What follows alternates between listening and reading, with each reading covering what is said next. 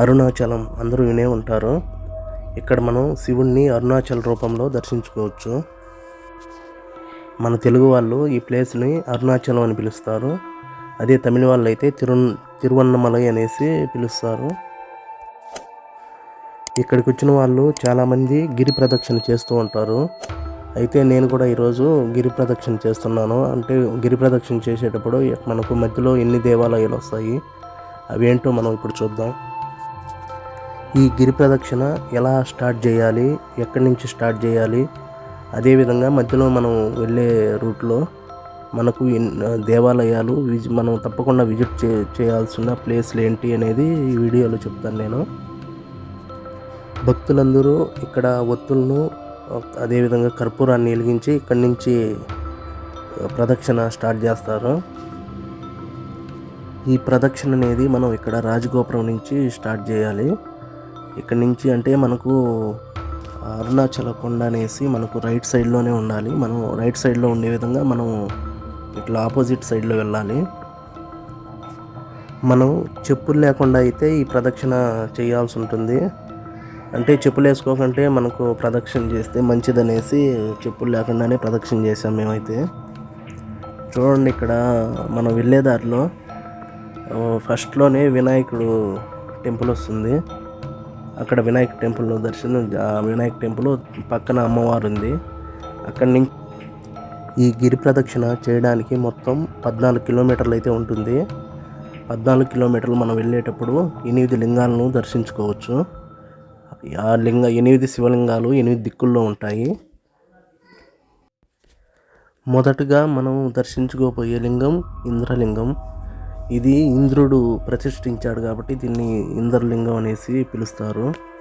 ఇది అరుణాచలానికి అది టెంపుల్కు తూర్పు భాగానైతే ఉంటుంది. ఈ లింగాన్ని పూజించడం వల్ల దీర్ఘాయుస్సు లభిస్తుందంట. కలియుగంలో అరుణాచల గిరి ప్రదక్షిణ చేస్తే 100 అశ్వమేధ యాగాలు చేసిన ఫలితం దక్కుతుందంట. రెండవ లింగము అగ్నిలింగము.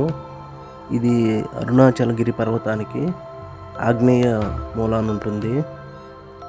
దీన్ని అగ్నిదేవుడు ప్రతిష్ఠించాడు అనేసి చెప్తారు. అగ్నిలింగాన్ని దర్శించుకోవడం వలన మనకు దీర్ఘకాల వ్యాధులు కానీ ఇవన్నీ పోతాయనేసి భక్తులు చెప్తుంటారు. మేము నైట్లో విజిట్ చేసాము ఇక్కడ. దానివల్ల మొత్తం క్లోజ్ చేసి ఉన్నారు. అందుకోసం బయట నుంచి చూపిస్తున్నాను. ఇంకా లోపలికి మొబైల్ అలౌడ్ లేదు కాబట్టి బయట నుంచే చూపించాను.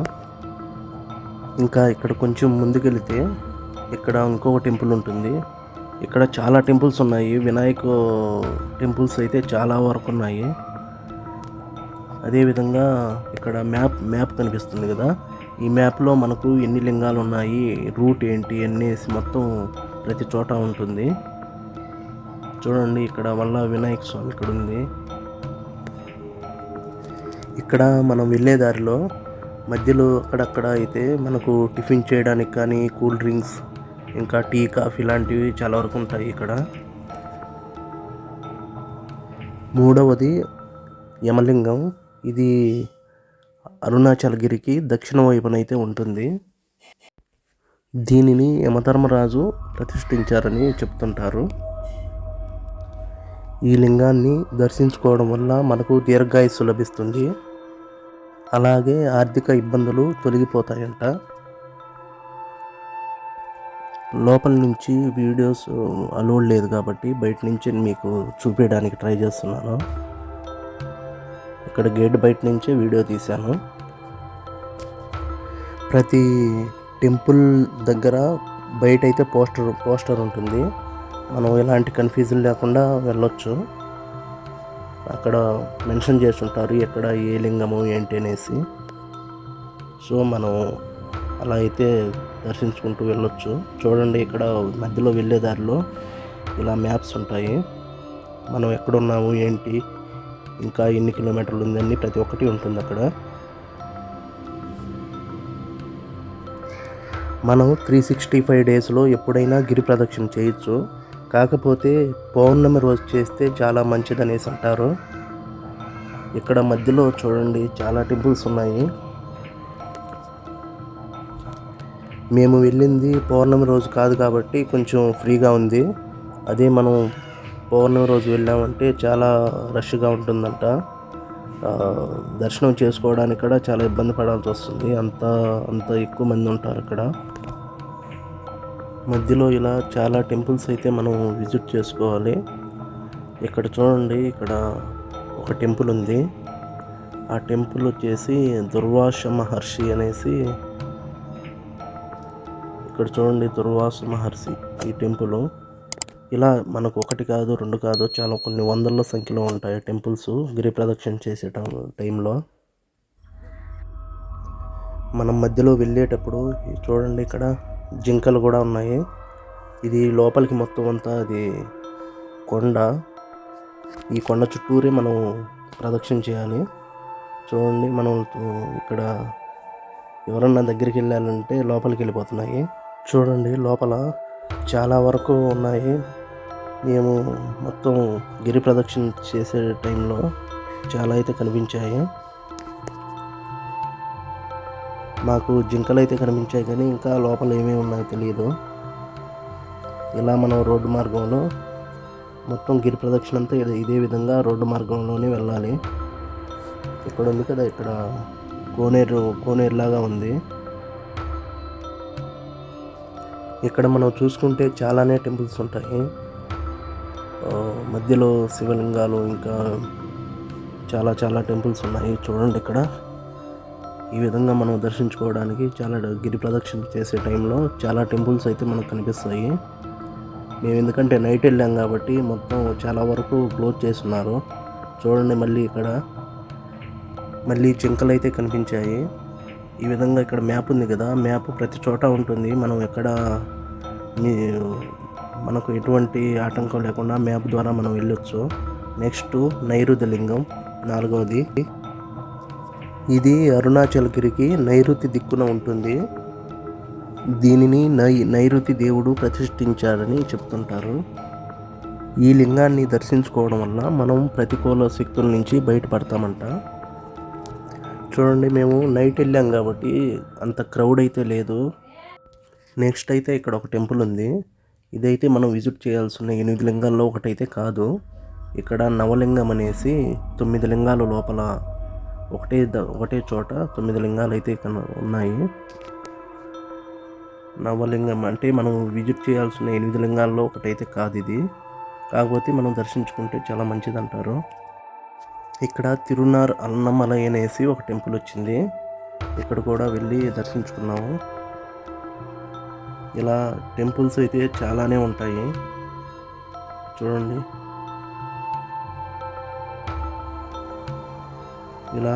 ఈ విధంగా అన్ని చోట్ల మనకు అయితే మ్యాప్ అయితే ఉంటుంది. ఇక్కడ సాయిబాబా టెంపుల్ కూడా ఉంది. మధ్యలో మనం వెళ్ళే దారిలో సాయిబాబా టెంపుల్ వస్తుంది.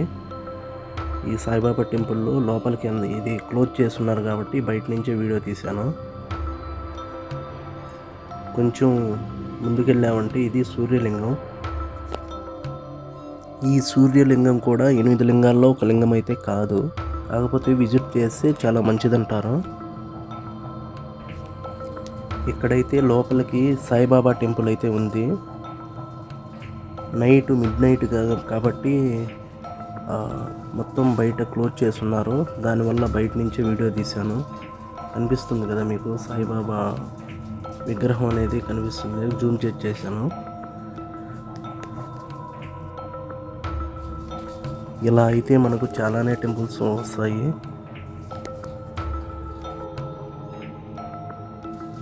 ఇక్కడ చూశారు కదా, ఇక్కడ విగ్రహాలు కూడా తయారు చేస్తున్నారు. ఇక్కడ మేము వెళ్ళే దారిలో రైట్ సైడ్లో అయితే కనపడింది. ఇక్కడ స్వామివారి పాదాలు అయితే వేస్తున్నారు. ఇక్కడ చాలా పెద్దగా ఉన్నాయి ఇవి. ఇంకొంచెం ముందుకెళ్ళామంటే చూడండి, ఇక్కడ వెంకటేశ్వర స్వామి విగ్రహం కనిపిస్తుంది కదా మీకు, పాదాల పక్కన లెఫ్ట్ సైడ్లో.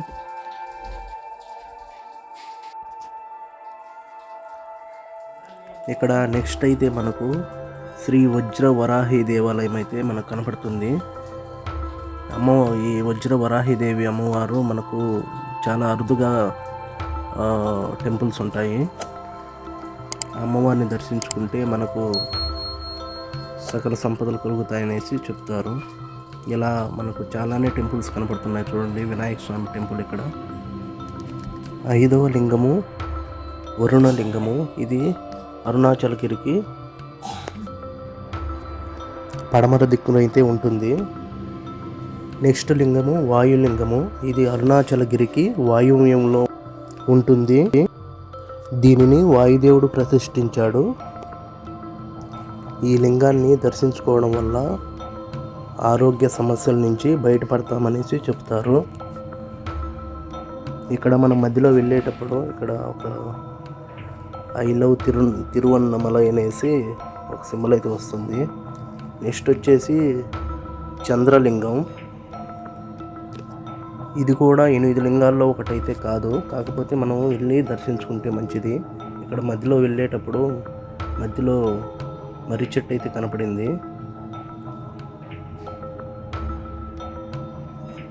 7వది కుబేరలింగము. ఇది అరుణాచలగిరికి ఉత్తర దిక్కునైతే ఉంటుంది. ఇది కుబేరుడు ప్రతిష్ఠించాడంట. ఈ లింగాన్ని దర్శించుకోవడం వల్ల మనకు సంపదలు లభిస్తాయంట.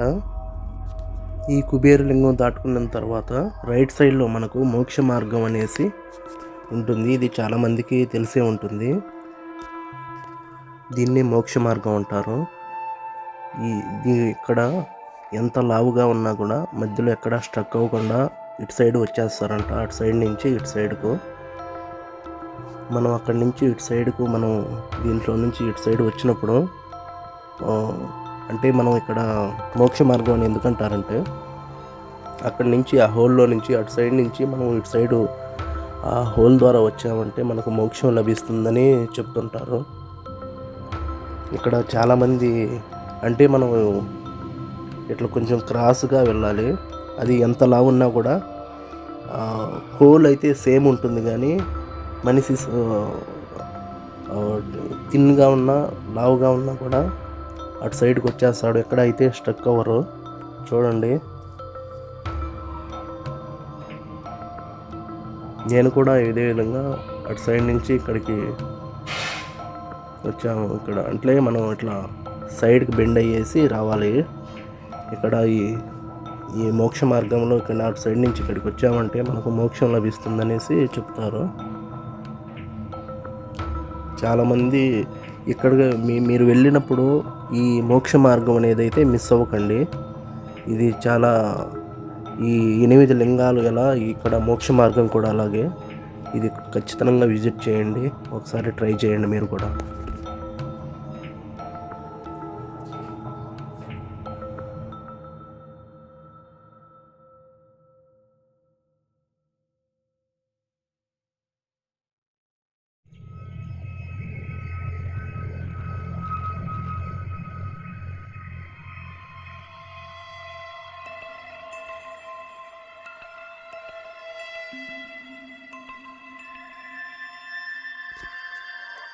ఇంకా ఇదే 8వది చివరిగా ఈశాన్య లింగము.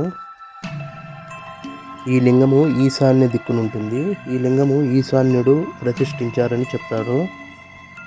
ఈ లింగాన్ని దర్శించుకోవడం వల్ల మనకు మానసిక ప్రశాంతత దొరుకుతుందంట. ఇక్కడి నుంచి మనం డైరెక్ట్గా మనం ఎక్కడైతే గిరి ప్రదక్షిణ మొదలు చేసామో అక్కడికి రాజగోపురం దగ్గరికి వెళ్ళేసి ఇక్కడ కనపడుతుంది కదా, ఇదే ఎంట్రన్స్ అన్నమాట. మనం గుడి లోపలికి వెళ్ళేదానికి, దేవాలయం లోపల వెళ్ళేదానికి ఇదే ఎంట్రన్స్. అక్కడికి వెళ్ళి అక్కడ ఇలా ఒత్తులు ఉంటాయి, వాళ్ళే అమ్ముతూ ఉంటారు అక్కడ. అవి తీసుకొని అక్కడ మనం దీపాన్ని వెలిగించి లోపల దర్శనానికి వెళ్ళొచ్చు. ఈ వీడియో నచ్చితే మీకు ఉపయోగపడుతుంది అనుకుంటే లైక్ చేయండి, షేర్ చేయండి, సబ్స్క్రైబ్ చేసుకోండి. Thank you.